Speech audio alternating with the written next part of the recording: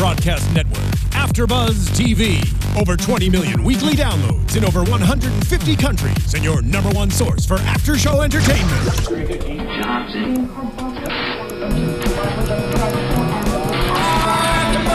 AfterBuzz TV, the destination for TV superfans, producing aftershows for over 300 of your favorite TV shows, interviewing celebrities and showrunners, and bringing you behind-the-scenes exclusives. All thanks to E! Entertainment's Maria Menounos, producer Kevin Undergaro, and internet leader Akamai. Now, let the buzz begin! That's right! You want information? You will not get it! Oh, wow. Go away! Wow. Go away. All right. You will not learn anything today. I'm a little scared, Phil!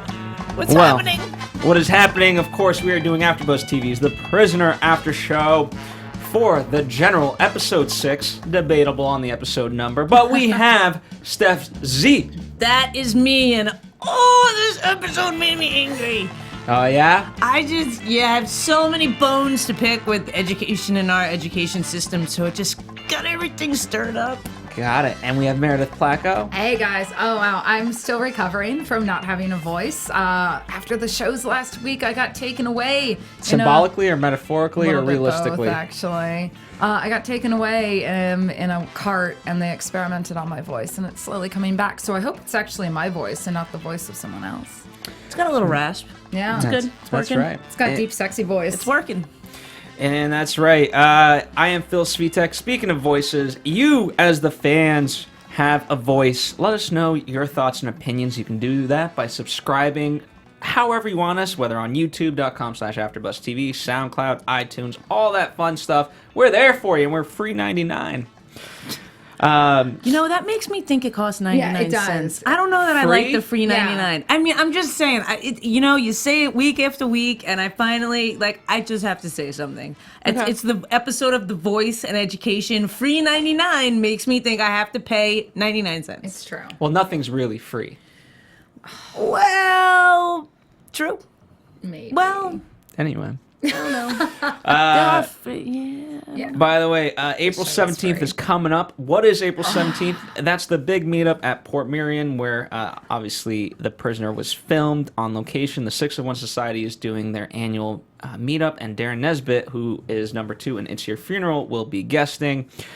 As always, we say it every week, this will be spoiler-filled every now and then. We try to avoid as many as we can. Steph Z is new to the Prisoner. Meredith and I are not, so we might have a slip-up here and there, but we try to avoid as much as possible. And, of course, we still have 11 more weeks to go, and so don't worry. If we don't get to it today, we will probably get to it sometime, although we're finding that harder and harder as we continue. We have a lot of opinions. Yes. We do. And so, of course, today, without further ado, we are talking about The General. Yes.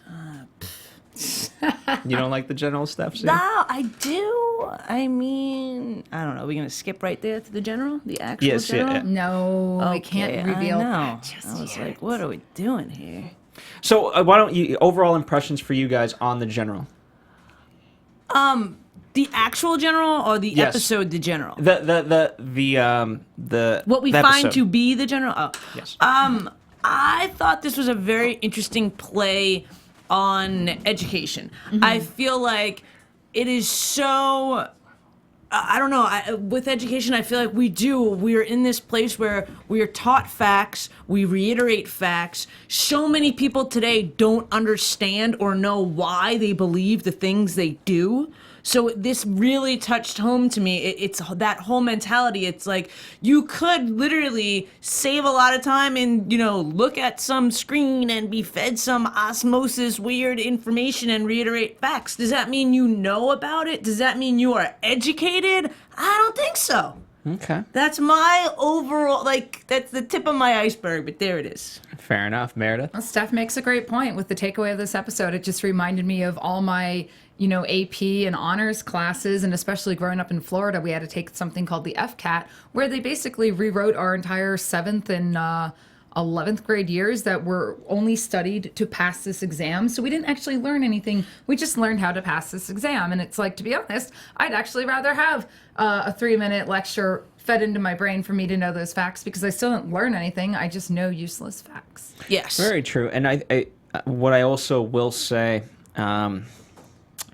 in terms of that, right, the facts that you're fed and that you actually memorize, very specific to the prisoner, it also has a side and a connotation, right? If you believe that, hey, like, we know that Germany did not win World War II, but if you're all of a sudden spoon-fed this every day and told to memorize it, that let's say Germany won World War II, eventually that could become quote-unquote fact, even though that's not actual real history, right? And Well, so that's mind control. That's brainwashing right there. But that's what our history books do in school. Like, what do we teach these kids still? We teach these kids to segregate. We teach these kids things that happened years and years ago of why so many organizations, like, why people fought. You know what I mean? Like war. I don't know. Oh, it gets me It's so interesting because started. we teach dates, we teach names, we teach places, but we don't teach the why. We don't teach the why and the what went wrong and the how to fix it. Much like we don't teach kids how to deal in the real world these days. There's not like a life 101, especially when you go to college. There's not like a checkbook 101. There really should be, There's though. not any classes that actually give you the tools. You know, and I hate to say this because I was, you know, I graduated, and I'm not trying to toot my own horn or anything, but I graduated, you know, honor society, all that. I know you probably wouldn't think that either. But think that there is an unequal balance of people that do follow this path of having to be super book smart. They sometimes lack common sense, you know, and I've traveled a lot and I feel like that's what's helped me balance out, being exposed to a lot of different things. But what really is education? Is education reciting a bunch of shit that happened in our past that who really knows what happened? Like, someone could have just created it, or is education being able to be in certain situations and relate to people and find solutions and deal with life? Like, who judges that? A freaking test? Because in New York we had the same thing. We had the Regents exam. It's the same thing, and it's all horse crap. so passionate. And this is one thing that I'm super passionate about, especially in our history books today, because I go to schools and I, you know, do lectures for kids on bullying. I visit a bunch of schools and some in New York, and in New teach York, them how to bully. Yes. No, shut up. I do not teach kids how to bully. I talk about bullying and anti-bullying programs and stuff like that. But with that said, last year, I was in a history class in a high school, one of the most prestigious high schools on Long Island in New York. I looked in the history book. There's 2 sentences about 9/11 in our history books. Over 10 years later, 2 sentences. Like, that's crazy to me. But okay, this Like, not to divulge too far into this, just in terms of that, like, what kind of a history book was it? Like, because if it's from like Renaissance up until modern day, Oh no, the this 9/11 history book was printed like 2 years ago. They update them. It was an updated book of an event that happened 10 years ago that they just don't know how to say yet or what to say yet because we're still fighting this freaking war. And if war worked, there'd be one, and then we'd be scared of war, so we'd actually talk to each other and figure shit out. But no! We're not educated enough to talk to each other and find solutions. And speaking of that, really side note, I told you from the get-go that if you put something out there as absolute and you make it fact, for example, Steph C said she never there and she just said the word shit. No, I said no. No, she doesn't say the Meredith, F back me word. up. Okay, I got said it, you. got it. I said I have never said the F word because I know where to draw the line. All right. But the S word all the time. Yeah. So I know we have to talk about the episode, but I just want to touch on something Steph said real quick. It's interesting too because with the history books and as it ties into this episode, what you're spoon fed is from. It's in the eyes of the victor. So because here in America, we gloss over, like I remember in my advanced history classes, we never talked about the Japanese internment camps that we had here. They weren't in history books. My professor chose to talk about them. But in every culture you have this, especially in Japanese culture, they completely gloss over what they did in Nanjing, and every culture you see this, and I find it interesting that here in The Prisoner they could have just been spoon feeding these people whatever random facts they wanted to just like that would have been an extra mind can't say that word, can't say that F word, Screw. mind screw. Thank you. Gotcha. If they had actually been teaching them wrong facts. Well, that's the thing too. So are we really educating people, or are we recruiting them to think the way we want them to think? I think there's a big difference. On the nose. Very good. Well, I have a lot to say. All right, I'll shut up so you can say it. Let's start with the more factual side of the episode. Oh, right. There you go. The irony of that statement. So Louis Greifer wrote this episode, and it was actually him who introduced Mark Stein to McGoohan. Oh. And I know we keep building up. Yeah. Eventually, we're gonna hit a blowing. Epic rap battle between Mark Stein and There McGoohan. we go. And McGoohan, yes. And as kind of you guys have pointed out, it's no secret that this was written in response to creativity and imagination being outdone in favor of memorization at the time. Now, if you look closely, Joshua Adams is the pseudonym that Greifer used because he was a script editor for another show, and so contractually he couldn't do this, but he wanted to do anyway. The good news is because of how close he was with the two, McGoohan and Mark Stein, there weren't a lot of script changes from what he wrote to what ended up on screen, so that's always good to know. There is a theory about kind of all of this if you guys want to dig deeper, and we can sort of talk about it by Paul Ramsden. The theory of deep learning versus surface learning, and so that kind of tied into the culture. And in terms of the general and more specifically the professor, right, we'll talk about the professor as a celebrity of this academia, but it was also a reflection of the time where you have academics like Carl Sagan, Margaret Mead, Marshall McLuhan, Noam Chomsky, and so on and so forth, where they almost became celebrities in their own right. But the works that they had were now being taken out of context and not reflective of what they ultimately wanted to say. So that's kind of the factual side of this. But let's kind of we'll keep to broader strokes in terms of the episode, and then because I definitely want to spend more time talking about it, all this other stuff. So we get introduced to speed learning at the cafe, and what was your guys' first initial reaction besides just anger from Steph Z at the thought of speed learning? I wasn't angry about the speed learning. I would have loved to do high school in 3 minutes. Like, I'm all about, being efficient. I was just, so I was maybe not believing, that it could happen that quickly. But, I thought it was, if they really could do that, I would give it a shot. Well, I mean, it's a classic case of mind control and I'm having a brain freeze. When we saw this in films back 50, 60 years ago, where they would put like frames in between like the pre-commercials to kind of subliminal messaging. It's along the same science behind subliminal messaging, where they flash images and information directly into you and you absorb it without ever having that conscious thought of absorbing it. Where, in theory, like this is almost like in perfect, like say this were Gene Roddenberry's sci-fi world, everyone would be learning this for the advancement and betterment of humankind. But in the prisoner world, it looks like they're trying to do experiments to, hey, if we can get these people to recite this information and plant it in their heads, what else can we plant inside their heads? Absolutely, and I feel like the theory of wanting to learn really fast has kind of been out there. I mean, there's that superstition: put the book beneath your pillow, and at night you'll absorb it. Yes. That also, works. eating the hearts of your enemies will gain their powers. Yeah. Oh, wow. You should try it sometime. Can I have your heart, Phil? But one of the interesting things that comes out of this is the sort of introduction of number 12, and. We've seen number 12 in the past. However, this is a new number 12, a male number 12 at that. And, he's... We saw number 12 last episode, a male number 12. It was the double of him. The double. Oh, yeah. Yeah. But then So that, again, made me feel a little bit like, this order, I don't know. In terms of the episode numbers? Yeah. Well, there's also the fact that we get a repeat number 2. Yeah.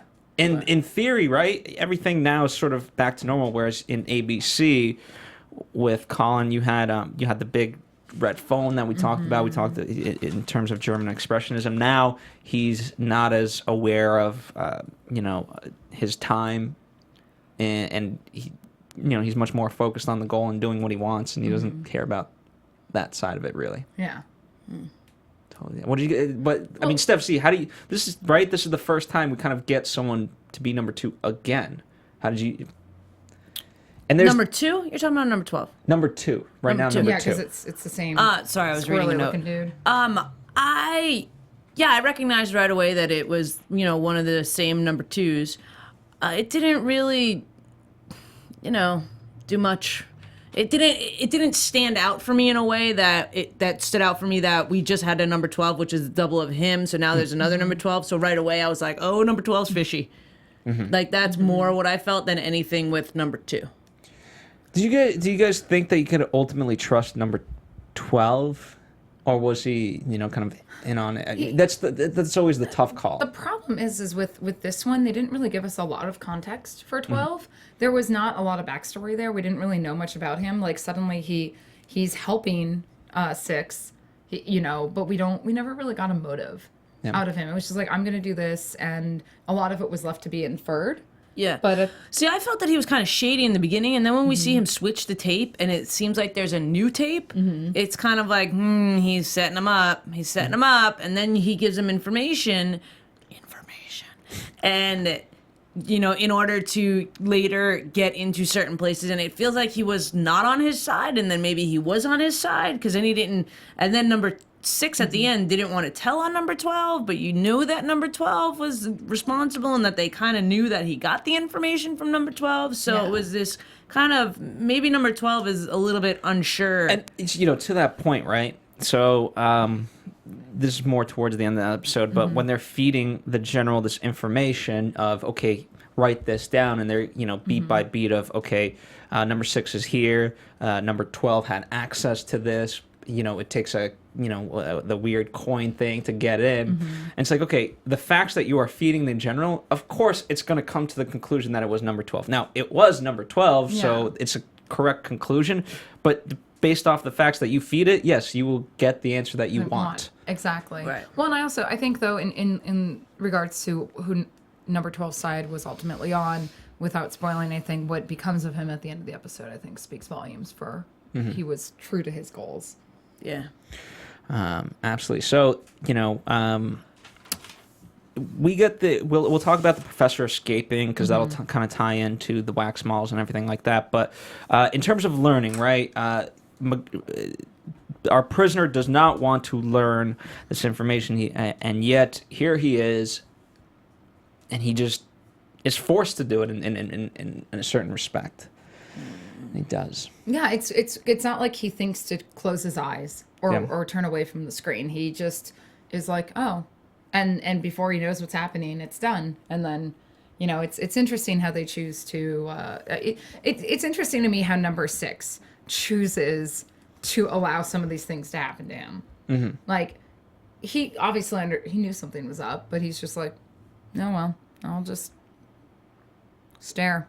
And I don't know, like, I guess that's something I am having a hard time wrapping my head around, is like, why does he allow himself to submit to some of these?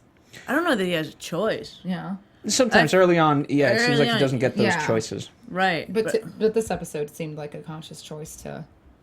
Yeah, maybe. I felt like he was watching, and it's like, as soon as you look, you're like sucked in. It's almost like Dr. Faustus with the ring, It's like, focus, and you're screwed. As soon as you see the ring, you're screwed. And that's what, so at night, right, that's when, in terms of really finding out who number 12 is and, whether we can trust number 12 or not, it becomes the when versus what scenario, where he asks him what was the treaty, and the prisoner gives the date instead.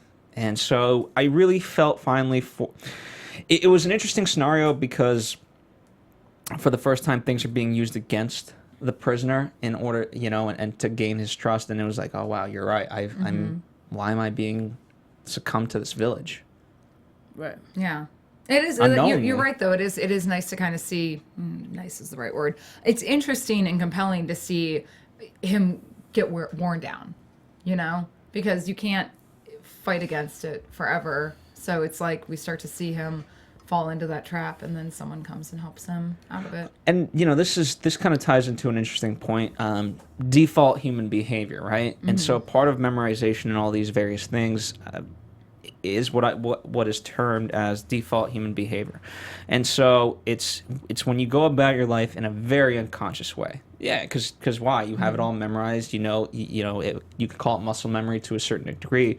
But let's say if you're in traffic, your default human setting is to just be angry and upset.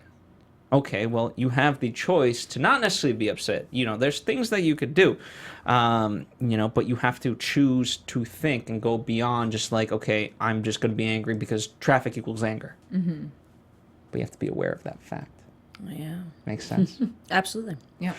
Do you guys want to touch upon that? I really like that theory, and I was hoping we could talk about it a little bit more. Yeah, I mean, I feel like, I don't know. It's funny because we're here in LA, so I feel like a lot of people default to that behavior, especially when it comes to traffic. But I feel like it's worked sometimes not to. But I also think that, that is trainable, so to speak. Like that's one of the easier, maybe not easier, but one of the things where we do have that instant control. Because in the car, like for example today, I wanted to get here early. I know you had a rough week, and I get in the canyon and I'm sitting stuck in traffic, and I'm like, I could be pissed off, or I call one of my friends that I haven't gotten to call back and talk on the phone for 20 minutes sitting in traffic. You know what I mean? Like you have a choice always. And a lot of things that cause frustration or causes, you know what I mean? Like you don't have that same, I feel like some of that's an easy choice. And it is. It's like you can't ever control the things that have happened. You just have to, like, all you really have is how you react to life around you.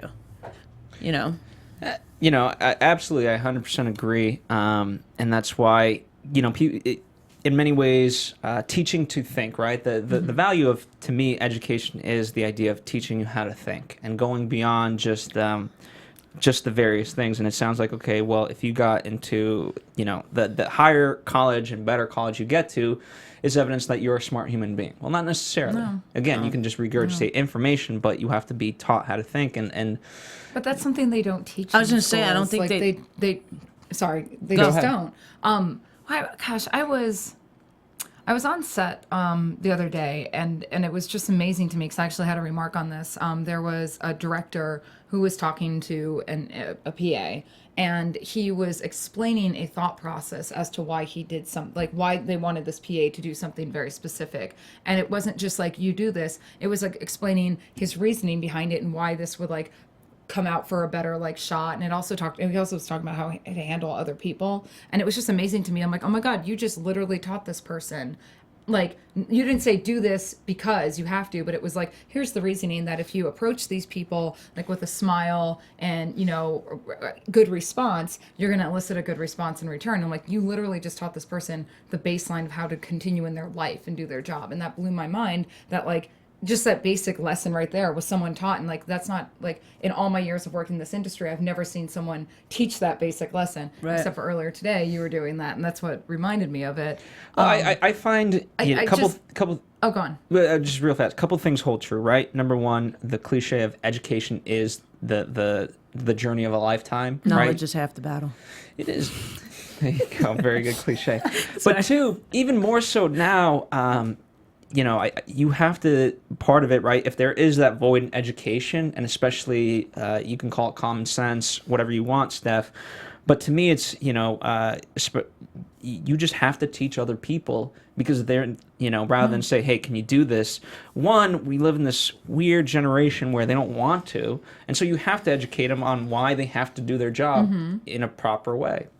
And it doesn't have to be job related. It could be just anything. Life in general. One of the things that's always driven me a little nuts about schooling is that the idea that everyone needs to be a doctor or a lawyer or mathematician or, have some sort of hard background with a degree. I've always felt that we should actually allow more vocational training in schools because not everyone needs to have that high-powered degree because we're in that route right now. We have too many people with too many lofty degrees, and we're all fighting for the same jobs. But you can't get anyone to work base level. They might not be the most glorious jobs, but we still need factory workers. We still need farmers. We still need people to go out and do the day in and day out. And I think that would be something that in education that just by giving people facts, they're not going to really learn how to handle life. And then one thing, Steph, see, hopefully this sparks even more of what you were going to... But to me, knowledge is one thing, but wisdom is doing it. So you don't have to be like, you don't have, so many people have quote unquote all these facts and knowledge. I look at the people, let's say on Jeopardy or any of these types of game shows, and how far can you really get with that? What have you really done? And if the answer is you've been able to take that and do a lot, then congratulations. But if not, it's all just useless. Go ahead. Well, a few things for that for me. Number one, I feel like, yes, we don't teach people how to think. Agreed, I think across the board. I feel like sports and coaches do that.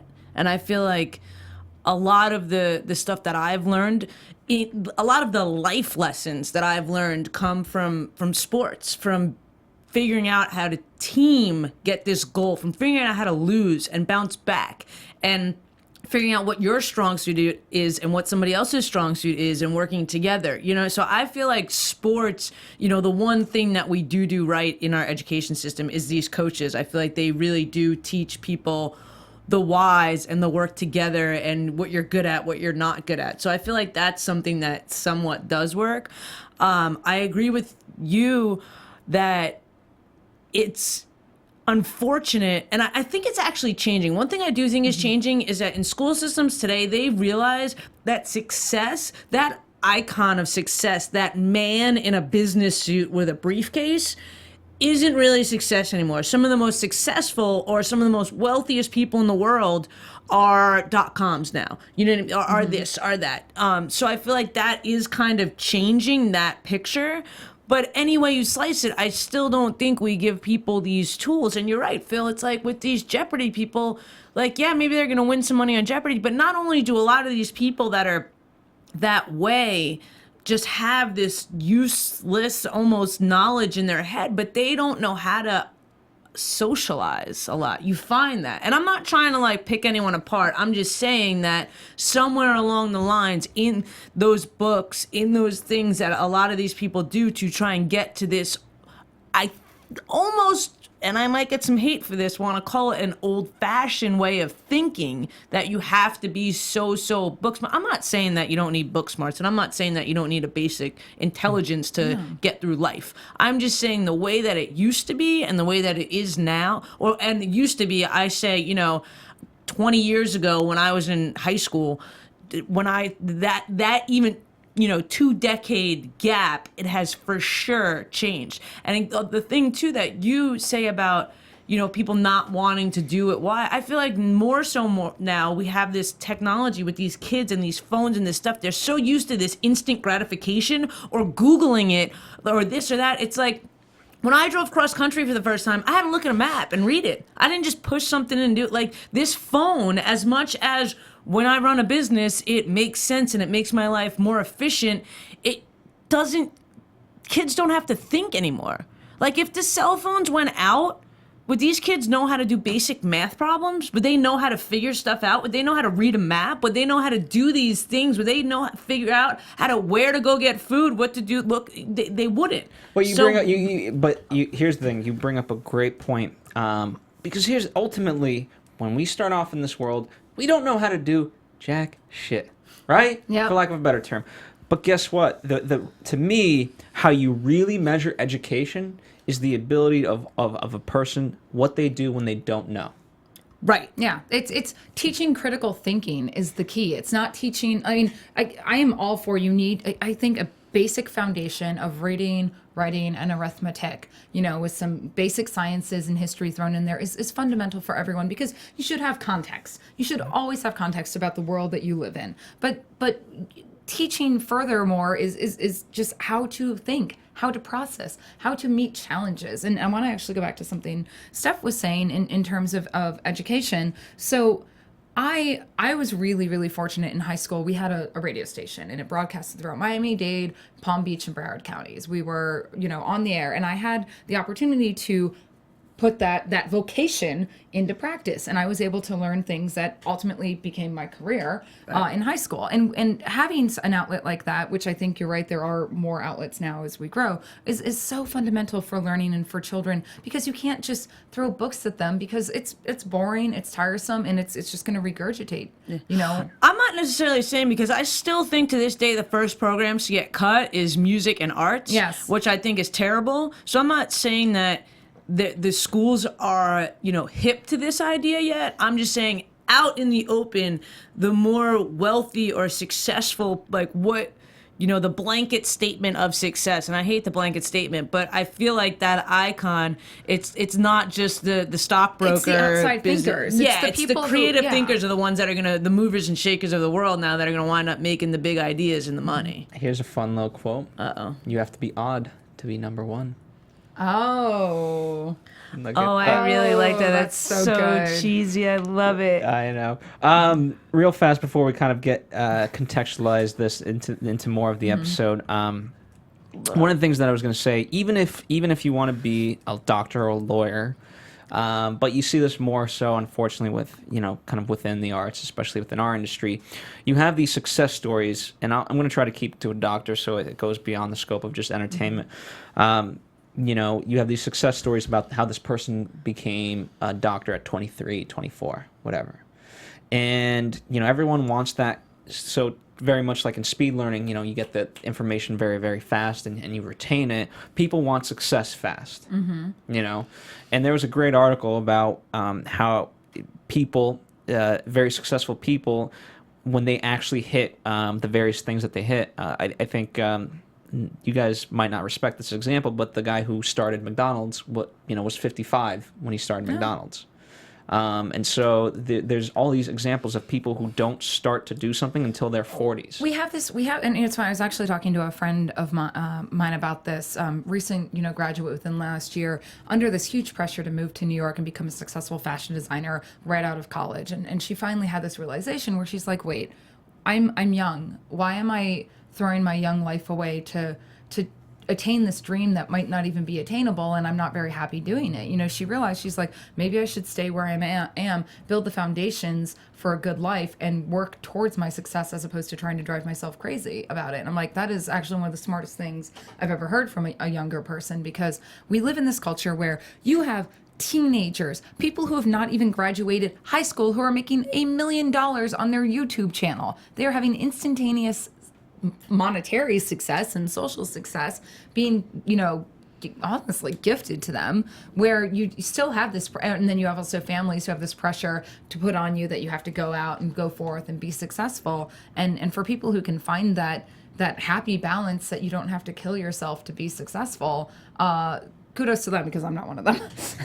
I agree and I disagree with that, because I feel like, and this is coming from someone who I was 2007 is how long ago? 8 years ago. So I was 28 so 27 when I started my brand. Yeah. And I feel like it's still kind of young. And I don't know. I feel like go big or go home sometimes. Well, no, and I guess because you have to. Well, I think, you can't play it safe always. Well, I think in my friend's context, she was not happy. And I think it was important for her to realize, she was doing it for the wrong reasons versus doing it for herself. But I think that's very different. And I think what she's also saying, make that clear. What I think, to your friend's point, I see so many people, especially to me, anyone under 30, honestly, doesn't have an opinion. So you don't have an opinion? I don't. Quiet down over there. I don't.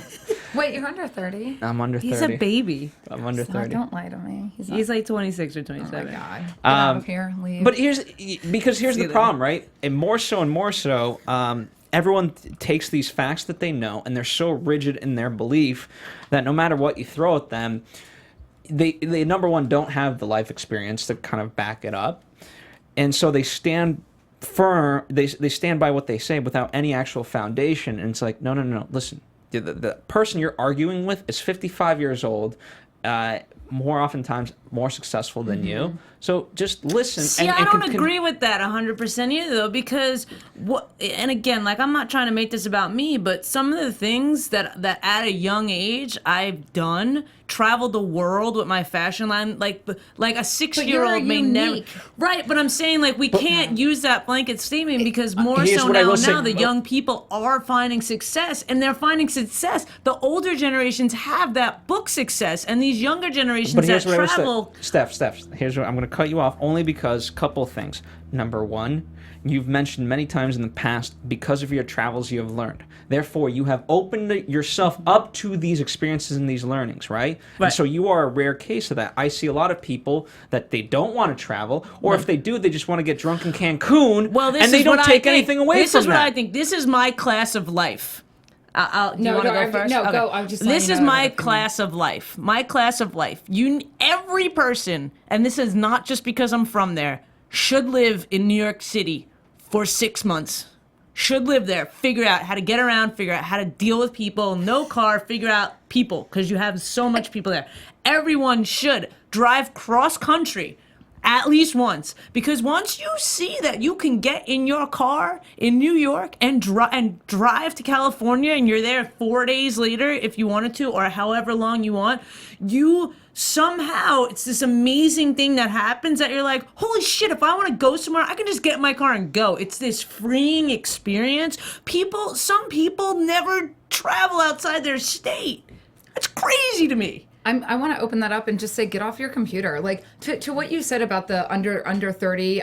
It's because now that I'm over 30, I'm like, yeah, those damn kids, they don't know what they're talking about. But I don't want to put a blanket statement on everyone. That being said, especially in the geek world, especially in like comic books and video games, I've been seeing so much online of a certain group of people that we call SJWs that, in my opinion, have never left the computer, but they have a very, very distinct idea of how the world works and how it should work. And they are very adamant and very militant in their thoughts. And it's like, no, why don't you get out and go like volunteer at a homeless shelter, go actually see how the other half lives. Like, don't sit here and tell people how they should be living their lives when you've actually never even left your freaking computer chair. And I feel like I am kind of with you, Phil, that there are so many kids these days that have very strong opinions about a life they've never even lived. And you can't. I agree with you guys. Now. I agree that I agree in that aspect of it. I just also agree that there's the older generations, like the baby boomers.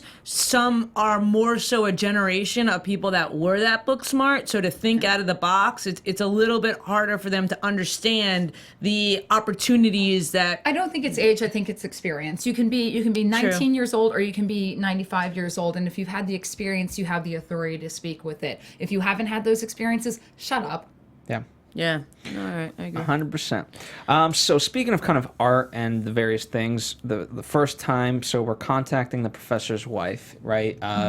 We saw her in the earlier broadcast, and so number 6 kind of goes and meets with her, and in theory, it's supposed to be a perfect marriage of knowledge and artistry, but it's not. And one of the reasons I say that because, the various things that we see, a man standing on his head and things like that, right? Art is supposed to, in many ways, be a criticism to an extent of what's happening in the world. Well, you know how much McGoohan hates modern art. We do. But their art accomplishes nothing whatsoever. Again, it's just a man standing on its head and as angry as he may be. It references I'm blanking on the episode name where he enters the art show with the It Chimes of Big Ben. It references Chimes of Big Ben in the whole like, what is the purpose of art? What is the context of this? Why are these people creating these things?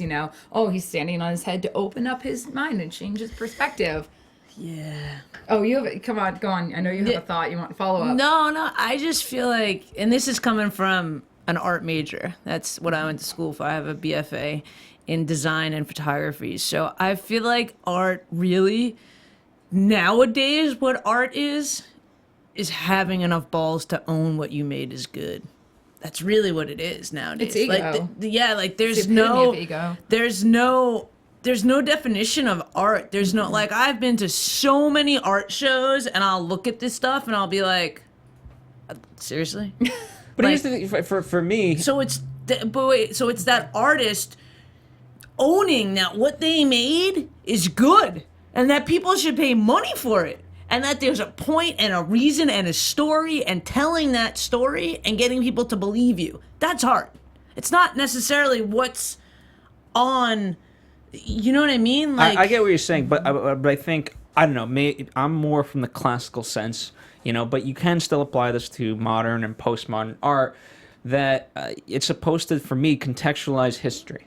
Or, at the very least, create a connection of human emotion, right? I mean, Yeah. art is supposed to connect one person to the next. And so if you can communicate an idea, whatever it may be, then you've done a good job. I agree with you. Unfortunately, That is not the case. I do not agree that that is the case. Well, there you go. Because it's like literally I could own that this is the coolest thing I ever. worked Do on you that. feel this? Oh my God. Look at, I Holy- made this. Right, Isn't that stick beautiful? for your art, $2,000. I worked on You that. can buy that now. And now, but look at it now. Look at the texture. The crease That's a goes mixed through. medium. It brings the episode plotline back to the overview, encompassing the ideas and themes. All right. Duh. I get it. Thank you, Stepsy. For more of our rants on modern art, check out our Chimes of Big Ben episode. Speaking of Chimes of Big Ben, I want to kind of ask this because it's out in the ethos. The professor's wife, she makes all these wax models, right? And so for me, the question is a couple things. One, has she made the statues that we see? They're kind of similar, right? The surveillance ones, Yeah. similar to what she has made. And also, is she kind of responsible for the art program in Chimes of Big Ben? Like, has she kind of have a history here Well, in the village? I get the impression that they're new to the village. I mean, I don't think they've been there much longer, so I don't really think she per se has been the one in charge of all that. Because I don't remember seeing her in Chimes of Big Ben, but for all I know, We certainly didn't. yeah. But yeah, I don't get that impression. I get the impression that they were brought in very recently to implement this program. Okay. Steph? Yeah, honestly, I didn't think about it one way or the other when watching. I think I was more distracted on how good number 6's art was. It was phenomenal. So, At first, I was like, "That's not an accurate representation of the person." Oh, that's who he's. Oh, I see what you're doing there, Sarah. Yeah. Well, so in the sense of that, I want to talk. So the dynamic of the wife to the professor. Are they? Because the question is still, are they prisoners or are they not? And it seems like they're very much prisoners in this whole thing, or at least to me, certainly the professor is, and she, she cares about her She's a husband. prisoner in her own way. I mean, while she's complying with the village to get what they ultimately want, she's doing it out of love, and she's being forced to do these things to keep her husband alive. I mean, she's obviously very much a prisoner. Yeah. She's a prisoner to love. Absolutely. There you go. Now, so through this, it's all kind of revealed that that ultimately the professor that is writing it's a wax figure, and so it's not really him giving the lectures, and so the importance of him actually creating these lessons is not, that this is where it gets so weird and because it's like, again, they had to give a face to this educational system, a trusted face, and so okay, you can say that's the professor, but then do you ultimately really need the professor? Yes, he created the general, and so you can say his purpose is done, but it's always that scary thought of if they initially said like, hey, here's the general and here's the professor that's going to be teaching you, and it's one big giant computer, it's like, whoa, what is that? Spoiler alert. Well, people have seen the episode. I'm just saying. So I think, they have to keep him alive because no one else at the village can maintain the general. So I think that's why they kept sedating him and kept reprogramming him, was to keep him so he could keep the general running, because they obviously, number 2 and his staff didn't know what the heck they were doing with that thing. Was I the only one that thought that she was the general from the beginning? I mean, clearly number 6 did too with his art, but I thought she was the general in the beginning. No, they definitely throw out red herrings to make you think she's the general. Yeah, no, that's totally it. Yeah. I just wanted to see if I was. No, you are not alone in that. If I fall asleep during something. No. No, I didn't think of it that way. Yeah. Only because it's been years since I watched it, and so I always knew that. Now in the rewatching, I knew it was a computer, and so I forget the first time. I don't have that connection. Because I thought it was her, and I thought it was her that was doing all the learnings, but they didn't want to give the woman the power to be the teacher, so therefore they had she was. But I thought she was behind the whole thing, but the woman only could be the artist type, so that's what they were giving her to do. But really, she was doing something else. Absolutely. And then when we actually meet the general, all I kept thinking about was the imitation game. Yes. Well, let's talk about before we fully get there. Let's kind of let's get there, right? I thought it was very symbolic that the way number 12 and number 6 kind of made this whole plan and how they're gonna. The idea of faulty wiring to me was very symbolic. Yes. Wait, time out. Sorry. Before we get there. So I don't know if either of you picked this up too, but when they were saying that the professor was going to do section 32 sound and vision, then they went, the next sentence said section 39 sound and vision. They changed the number by 7. I know I'm crazy with the numbers, but they changed the number. No one else caught that? I wasn't paying attention to that. Okay. Did not. Oh my God. Steph. Yeah, it was section 32, sound and vision. The general steals the professor, puts the papers in the transit and paper into the voice code. And that's what I was calling it in the beginning, the voice code. And then it said section 39 plus 7, and it changed the name on the changes name on lecture, but stays the same. So it was very. That happened. That it changed from when they're talking about sound and vision, it changed from 32 to 39. So I was just, You catch the best things. I just You're the numbers. I thorough. totally went online and I was like, I was looking up to see if someone did the work for me because I was being lazy to see if there was some sort of website that says how all the numbers come into I want play. you to put all the numbers and make a number station out of it. Do you know what a number station? I'll have to go on a rant. I love number station, but it's a from like early like World War II where they had coded messages and it would be like a repeat series of like 4 or 5 numbers over and over on radio frequency transmissions. There's some code there. I'm telling you. Yeah. I'm They're telling going to you. decode it. You need to get to the end. I'm figure gonna it decode out. it, and I'm gonna be like the guest speaker next year. Because we're going. Of course. I mean, I'll Phil go said- next year. You Yes. said you gave me the pinky. Well, what's nice is, I have some ideas. Okay. That'll kind of help that. That we'll talk off air. So here we go into the town hall, and this is the weirdest thing in the world. Oh my god! Because if nothing else, the coins Yeah. and the little hand that grabs the little coin like a little. So grabby hands. So grabby hands.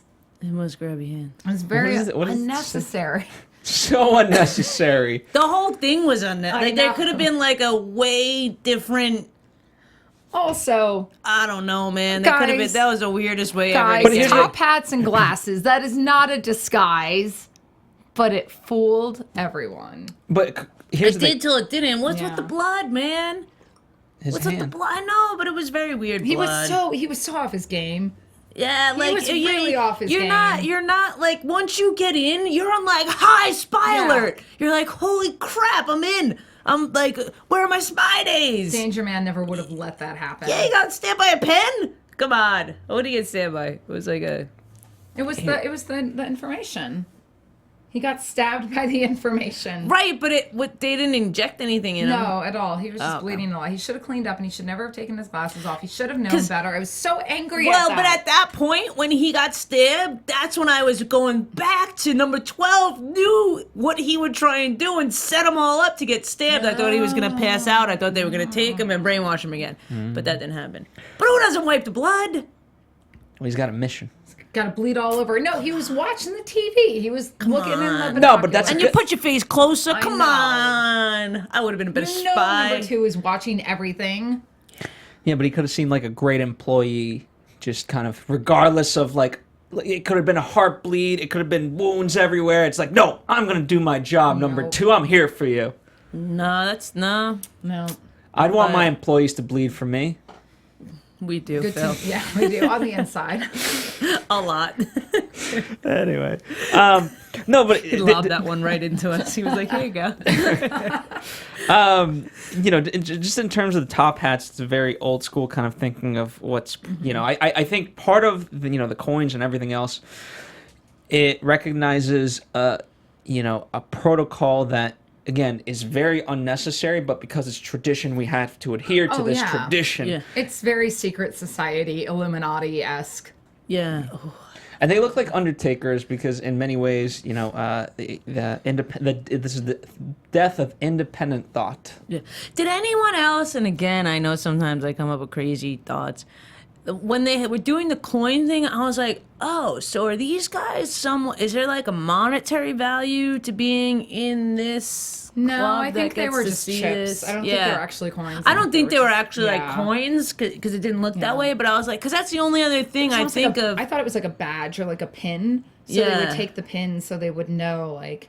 Who it was? But maybe it's blood money. Maybe it represents blood money. Something. Like, I just thought that it was very, like, you know, the only other time, because what I thought about was like a quarter going in some sort, you know what I mean? Yeah. So, like, because it looked like that, not the actual coin, but because it looked like that taking money from you, something, I don't know. No? Okay.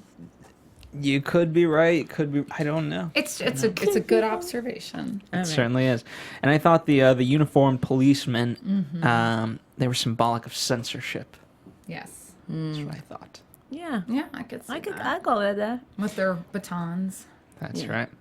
Speaking of getting caught in the tape and all of that, where's our? There's a picture that we have. You know, that's the blood reveals him, and we go and find the professor, and eventually. I like how his number in the town hall was number 56. Why 56? I don't know, Steph. See, you don't. keep asking me I questions. thought you guys would know. I want the information on the numbers. I don't have information. I told you. I opened up this. If you want information, do not come here. Just come here for speculation. Yes. Want it. 5-6. Figure it out. Find the information. Uncover it. I'm gonna.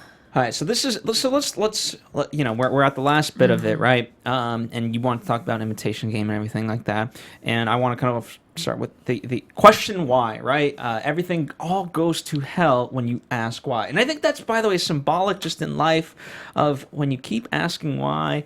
You know, I think it's good to know a certain amount of information. I think it's good to have a belief system and be open to other things. But when you just dig too deep, you start to become unhappy, and don't ask questions you don't need to know answers to.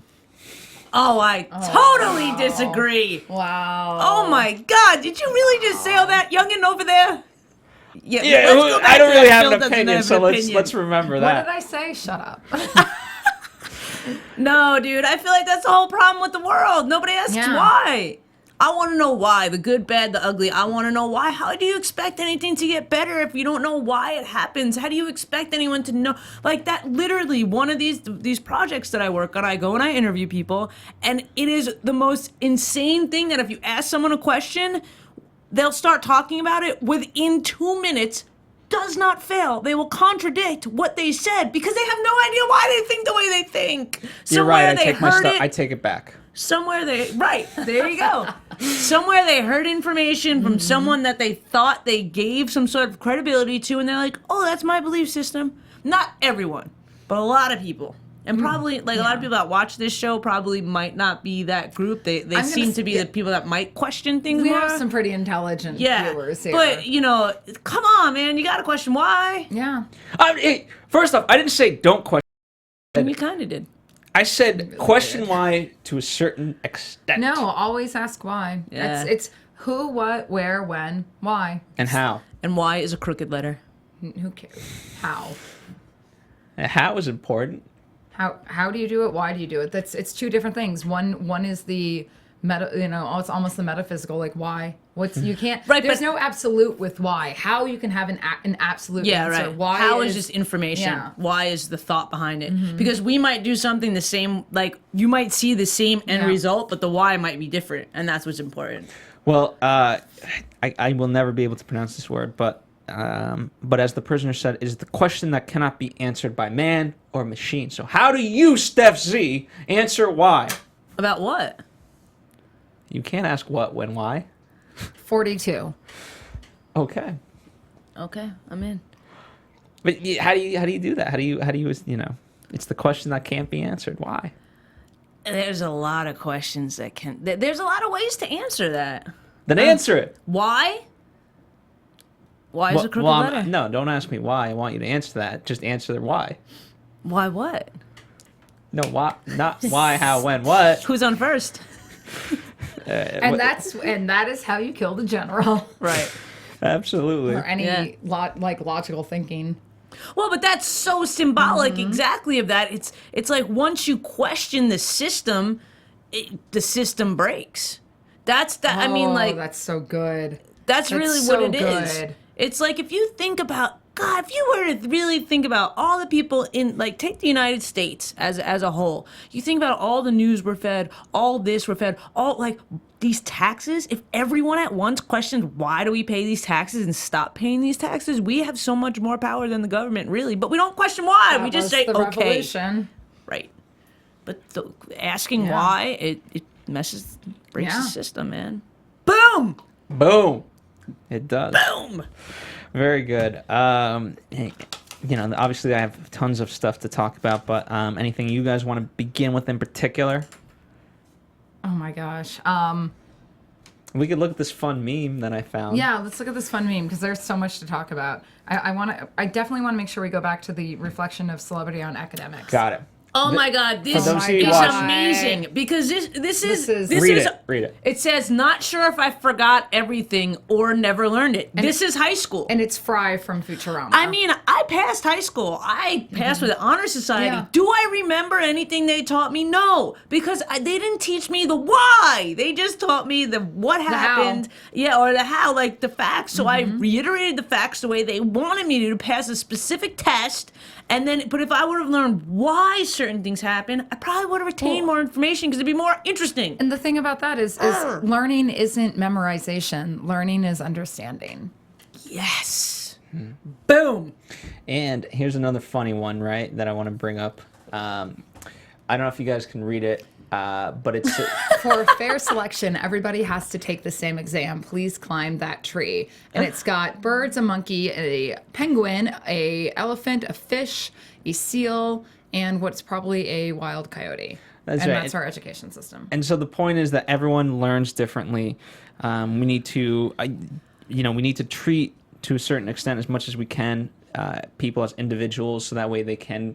We don't do that. And what we do now, which is even worse, we rate our teachers on how many kids pass these freaking standardized no child tests. left behind BS. Horseshit. Like, I'm sorry, not everybody gets a gold star. Like, if you fail, you fail, and you should learn how to, like... Don't even get me started on the participation trophies. Oh, well, like, that whole, like, that Montessori school of thought, like, this whole, like, everyone's a free spirit, and we need to, like, no, you have to teach children, and if one child is suffering, all the rest of the kids shouldn't have to suffer. That child either needs to be put into a special education program, or maybe some more attention needs to be placed on them, because not everyone is going to learn at the same speed. But we can't punish those who are excelling in academics for those who aren't. Well, and that's exactly why we keep everyone in this box together, even though there's people that could go beyond the box and people that don't belong in the box. Because I graduated high school in '99, and I was really fortunate that I was in AP honors gifted. Yeah. Like I was able to learn at my pace, which was great for me. And I recognize there are people who can't learn at the same pace, but like, I don't know. I have no context of what school is like now, other than what my mom, though she works on not the non-administrative or non-teaching side. It's terrible now. I have a lot of teacher friends. Some schools, I have some teaching friends that I've went to the schools in North Carolina and some in New York to see the differences. And this whole no kid left behind thing, it's terrible. And it really is now. The teachers get rated on a percentage of how their students pass. So you can have this kid. And the thing is that, we have to really choose, and like, just because I've been in this, I choose it. It's, just because, you and I maybe were in honors classes and other kids weren't, or like we were so programmed to say that these kids aren't as smart, or these kids, but they're not, because these kids could be, what we're teaching them is such a linear way of thinking, and they could actually be beyond that way of thinking and can excel faster than gifted, faster than honors. they're just not hearing it in the right. Yeah. It's like a different language just almost, happen and we to- need to yeah. learn how to speak all the languages to these kids and provide these things, because that's the biggest. That's our future, the education of these kids, the next generation, and we're failing them. We That's just what we're happen to doing. learn at a certain pace, and luckily we were lucky enough that there was an institution in place that catered to us. But there are so many kids who are actually left behind. You know, just accelerating them and giving them that gold star and passing them on up doesn't actually make them, you know, learn anything. They're truly being left behind in the fact that they're not being given what they need to learn. And that's why this whole notion that you have to know X amount of facts to pass a certain test so a school can get a good grade and get more money from the state is it's ridiculous. It's failing our children, and it's failing ourselves as a society. And I think here's what I will also argue is that it puts everything into kind of one very simplified bubble. It you know, it passes off so much responsibility, right? Mm-hmm. And so, in the sense of like, hey, schools should be responsible for my child's education. Well, no, like at the end of the day, yes, the education system needs a lot of improvement, but at the same time, even on the best day, you know, if overall they're spending 6 hours a day there, right, on average. Yeah. That's 6 hours out of 24 hours a day, and they're only, 5 days out of the week? But Plus it's not holidays. even that. I'll tell you what. One of the huge problems. You know, the point is that education cannot come just from a singular entity, Yeah, and the needs to happen responsibility at of that, home. it needs to come from all over. And by the way, yes, certainly, as a parent, you should take on that responsibility. But then also, I think we just ourselves pass off responsibility, whether on a peer-to-peer level or older person to younger person, in the sense of like, if you see a young kid doing something wrong, like, scold them. Yeah. So here's something interesting. You know, there's that old adage, it takes a village to raise a child. Ironic. Ironic, because it really does take a village to raise a child, and we don't have that mentality anymore. Because if I were in, as it happens oftentimes when I'm in Sherman Oaks, especially at the Whole Foods, I'm talking to every who brings their child into the Whole Foods in Sherman Oaks, that child will sit there and kick and scream.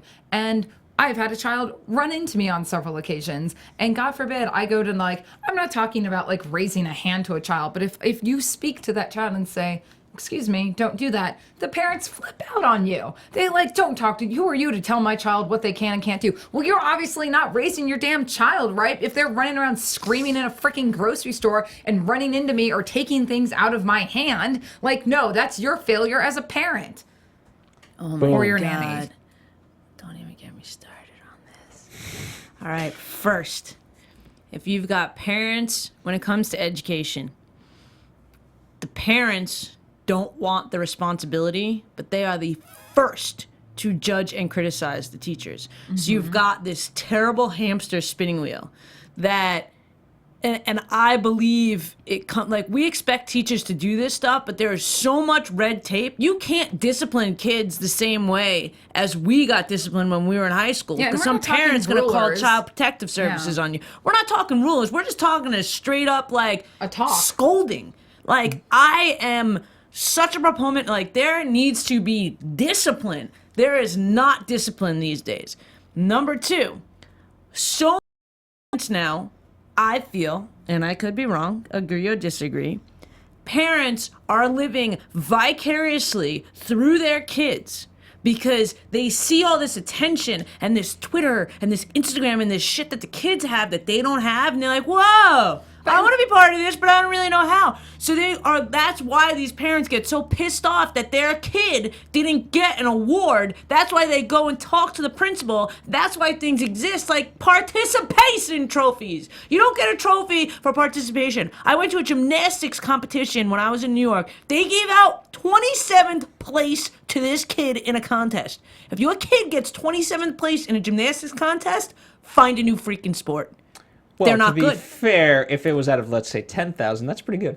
Yeah, No, but there's the no, entire- no. Everyone who competed. No, it's So- not good. Like, that's what we're teaching these kids. It's like, we're not teaching them how to fail. We're not teaching them how to bounce back. We're teaching them that, your mom's going to go complain. Your mom might be one of the people that gives money to the school. Oh, let's make it better for you. Steph, the world doesn't work that way. I want to ask your opinion on this notion of coddling. So there's a website called Tumblr that a lot of kids frequent, and they post pictures and stories. And there's a movement on Tumblr because apparently being depressed is actually very cool, and we should reward people by being depressed. And there's like a group there that every time someone will post about, oh, I actually got out of bed today and put on clothing, people will actually celebrate that as if that's an achievement in life. How do you feel about? I'm like honestly curious. Like we've talked about entitlement, we've talked about coddling. Like to this level, like to me, this is the epitome of apathy. Here's the thing: we're downgrading what the actual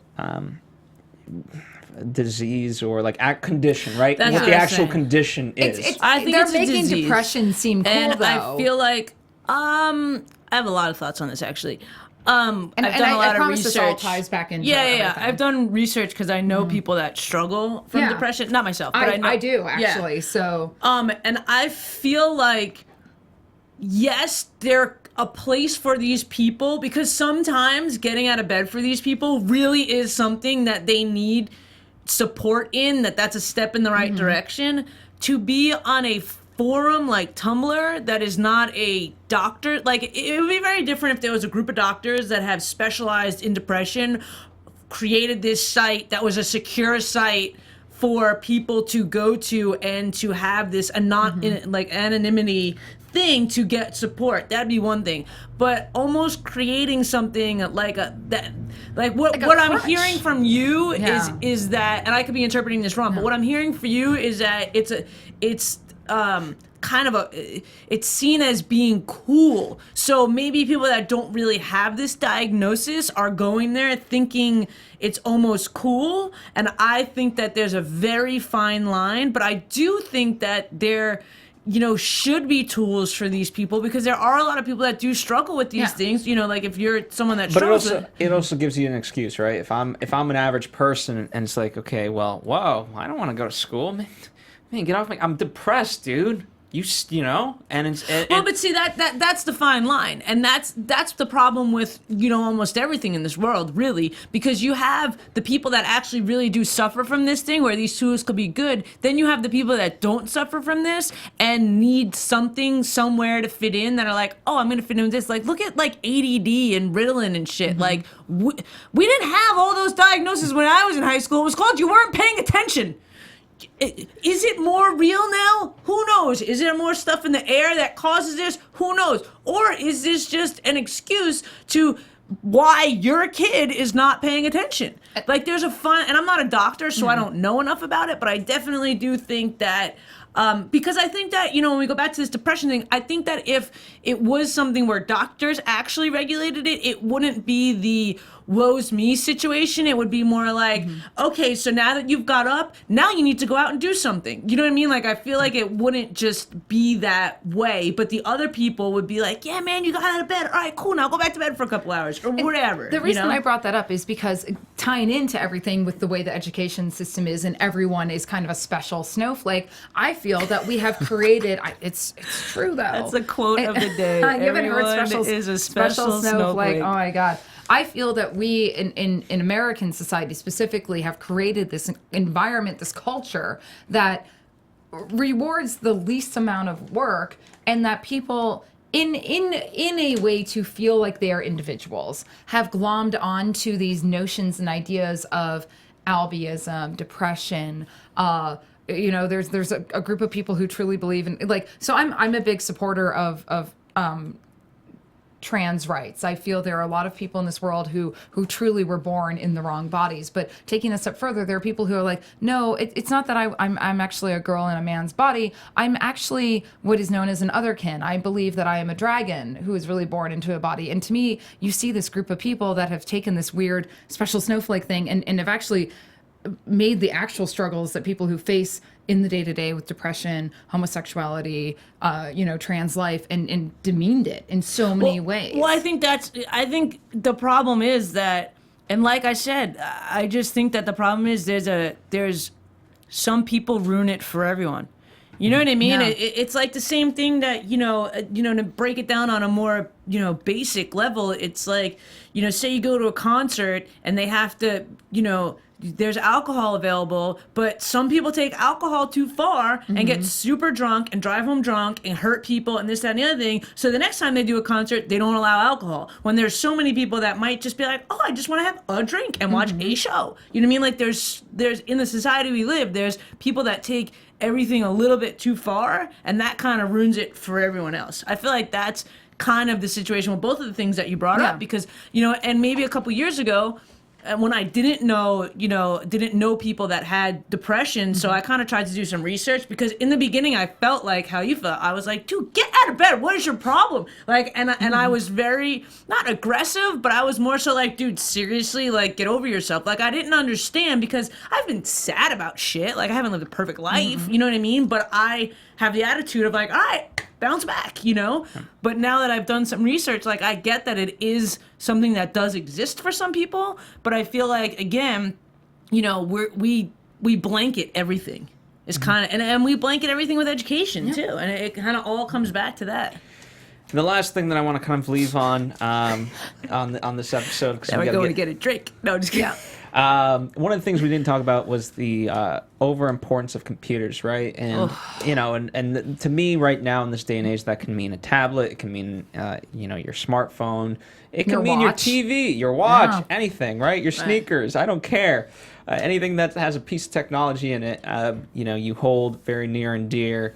And you give it almost becomes factual. Well, you know, it's online, it's on the computer, it's on my phone, it's this, and then it's Bible. Oh, excuse me, like anytime anyone on Facebook shares a link to a not trusted news site and suddenly everyone believes what's being said, like all those clickbaity titles, and are like, you're never gonna believe what happened, and we're gonna like source something that has no basis in fact, and people just spread it as truth. Like you see this in photos. There was a couple years ago a photo of a giant tornado in Mississippi that people were like, look at this tornado touchdown, and it wasn't. It was like from like New Zealand, first off, and it was like a doctored photo. Like people just, if it's presented to them in front of them and someone says, oh, this is true, everyone will believe it as fact. There's no doubt anymore. There's no thought process behind people actually going out and critical thinking and trying to determine for themselves if something's real or not. People want to be spoon-fed. There's no why. Exactly. And the last thing I'll leave on, it's, fellas, if you see that picture of Bigfoot is blurry. That's the problem. All right. So, thank you guys. Thank you guys for joining us on another after show here for The Prisoner on AfterBuzz TV. You know, let us know. We obviously discussed many things, but there's so much more we could discuss, and we try to keep the you know, we're still experimenting, believe it or not. Sorry, I went on huge tangents today. I just had a lot of things I wanted to talk about. Hey man, I like tangents. But yeah, we if there's anything that we didn't touch upon, of course, that's what the comment sections are for. You know, we like to talk with you guys. We get the conversation going. You guys continue it for years and years because this show's so great. And in 45 years. I know. Look soon at that. Enough. I know. Next week we will be doing Happy Returns. This is this is gonna be a very fun episode. I can't wait to get Steph Z's thoughts on it. Speaking of Steph Z's thoughts, she is available to speak to online at all you special snowflakes out there can tweet or Instagram me at IAMSTEFZ. I love you all. And Meredith Placco. You can find me at MPLACKO. And really, don't shut up. Always question. Always ask why. That's right. And you can follow us here at AfterBuzz TV, Facebook, Twitter, Instagram. Like I said, subscribe, rate, comment, and more specifically, tell a friend. You know what? It goes back to Plato's allegory of the cave, you know? Why just listen to our podcast if you're not going to spread the word? Spread the word! Spread it. You know? So thank you guys for listening. Be seeing you. From executive producers Maria Menounos, Kevin Undergaro, Phil Svitek, and the entire AfterBuzz TV staff, we would like to thank you for listening to the AfterBuzz TV network. To watch or listen to other after shows and post comments or questions, be sure to visit AfterBuzzTV.com. I'm Sir Richard Wentworth, and this has been a presentation of AfterBuzz TV. Buzz you later. The views expressed herein are those of the hosts only and do not necessarily reflect the views of AfterBuzz TV or its owners or principals.